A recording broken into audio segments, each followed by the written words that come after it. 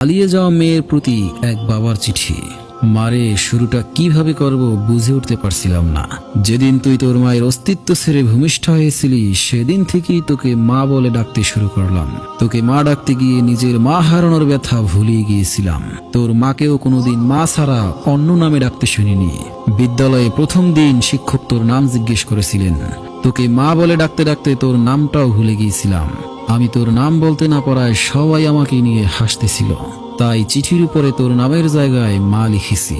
হঠাৎ করে তুই এইভাবে চলে যাবি আমি বুঝতেই পারিনি। ছেলেটা যেদিন বাইরে ব্যাগ হাতে তোর জন্য অপেক্ষা করেছিল কখন তুই দরজা খুলে বাইরে বের হয়ে আসবি। আমি তখন ভেতরে বসে কেঁদে কেঁদে আল্লাহর কাছে বলেছিলাম, আর কতটা ভালোবাসতে পারলে সে আমাদেরকে ছেড়ে চলে যাবে না।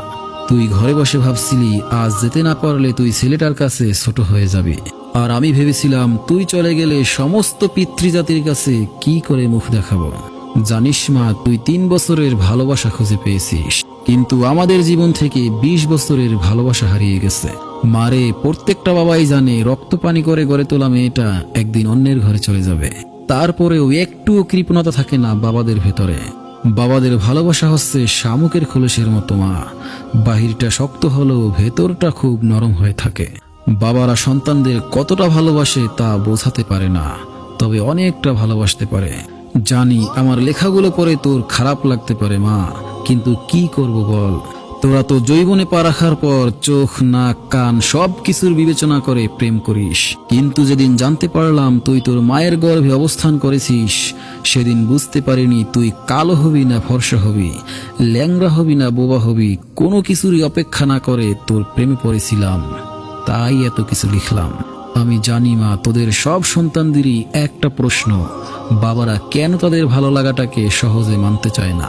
এর উত্তরটা তোর ঘাড়েই তোলা থাকলো। তুই যেদিন মা হবি সেদিন নিজে নিজেই উত্তরটা পেয়ে যাবি।